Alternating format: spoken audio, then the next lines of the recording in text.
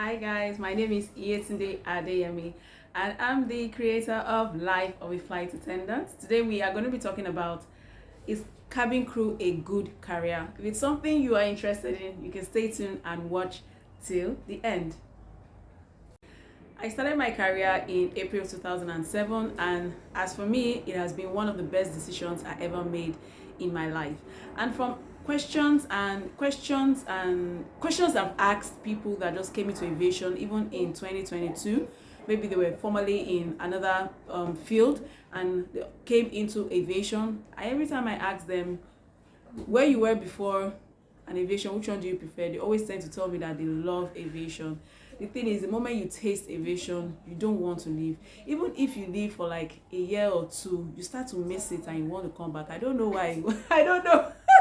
I don't know why, but it's just, it's a fantastic career. It's wonderful and it's addictive. Yes, it is. So one of the first things that becoming a cabin crew is going to expose you to is to the world of travel. Let's first of all start by, if you start from becoming a cabin crew that flies for the local airlines in your country of origin, it's a great place to start because it's a learning curve. You start to understand what it is to travel from one origin to another. You now start to understand the process involved. You will not be, even if you travel as a passenger, you would always understand the certain things that happen, and you can be able to even give advice to people around you, like maybe your family and your friends. Whenever they tell you they want to travel to a certain place, they talk about the airline, they tell you their experiences, you're able to understand where they are coming from. And even you as a person, when you want to travel, it's stress free because you already know what is expected. You already understand what, and most times you always tend to get tickets at a more reduced rate because you are a crew. So that's, the number one thing. The number two thing is, if you are an international cabin crew, and I want to believe that if you start as a local cabin flying for the local airlines, you also want to aspire to become an international cabin crew, because let me tell you, becoming an international cabin crew, it opens your eyes even to more things that you will never have known if you just remained in the local your local airline, or with the local airlines. Now, becoming an international cabin crew opens doors to other countries. It gives you exposure.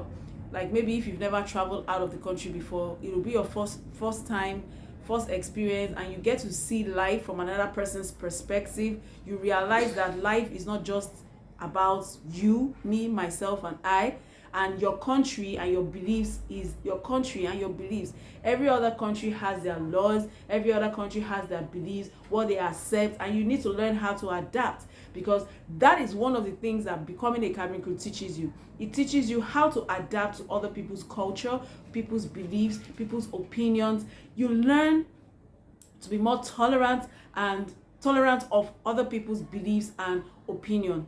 Some people believe that they must always impose their beliefs on people because they think that life is in a box. Like, I'm based in Nigeria.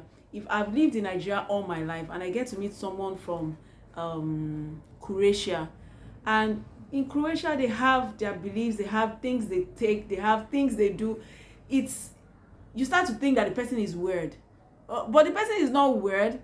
That you grew up in Nigeria, the whole world cannot be like Nigeria. It's not possible. So that is one of the things that becoming an international cabin crew does for you.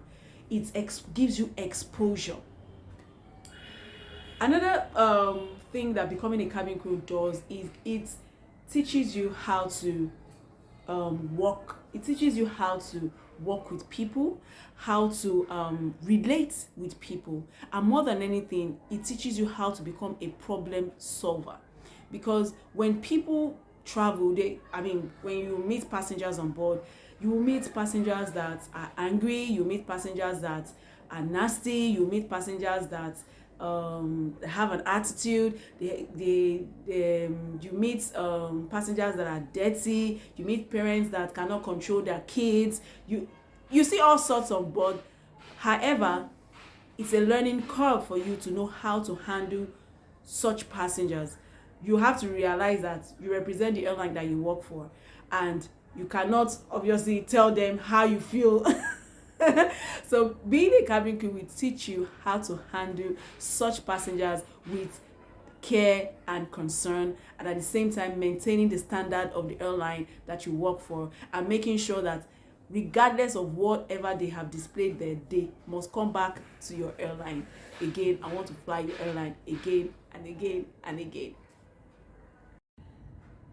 Another thing about becoming a cabin crew, which is actually one of the most important, is financial stability.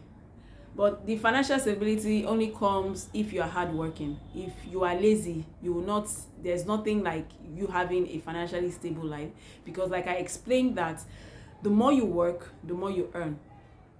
That's how some airlines actually pay a certain amount to their cabin crews at the end of the month. But you realize that those cabin crews choose when they come for flights, because they know that at the end of the month this amount will be in their accounts. So a lot of employers or airlines, management of airlines know this, and so they make sure that you have the flight allowance, you have the basic pay, you have the basic pay, and you have the flight allowance. Your flight allowance is according to how many flights you show up for. So if you show up for all your flights, you smile to the bank. And if you choose the flight that you want to, and at first and foremost, if you are not always showing up for your flights, is a red flag already to the airline that you work for. So don't even think about it. However, becoming a cabin crew actually gives you financial stability. I don't know how to explain that part, but that's all I just know. And last but not the least, when you become a cabin crew, like I always tell you, you have to know how to read. It will teach you how to read, because you have to always read your manual. You have to know your manual in and out, because your manual contains the service procedure of the airline that you work for, the first aid, the safety, the emergency procedures, everything that compasses the cabin crew and if a flight crew generally is in the manual.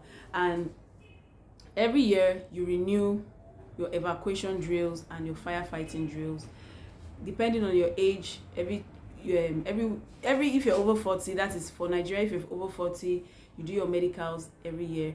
And if you're still in your 20s and your 30s, you do your medicals every 2 years. So these are all the things that come with being a cabin crew. Health wise, you're able to monitor your health. You do, and when you go for medicals, you go for a full medicals. When I tell you medicals, you do chest x-ray, what they call it? You do blood tests, blood sugar, you do pap smear, you do something that has to do with your chest, you do all that. Check your whole body to make sure that you are fit to be a flight attendant. So it gives you information about your health status. That comes to the job, because we all know that the job takes a lot from us, and that's why you need to take good care of yourself. So being a cabin crew also helps you check your health status. And that is all I'm going to talk about today, and I know you have gained something from my channel. Do not forget to like, subscribe, share. Are you following me on Instagram? I have an Instagram page, Life of a Flight Attendant 18. I'm also on TikTok, and I also have a Facebook page, Life of a Flight Attendant. I would love to connect with you aside from YouTube. I love you. Stay blessed.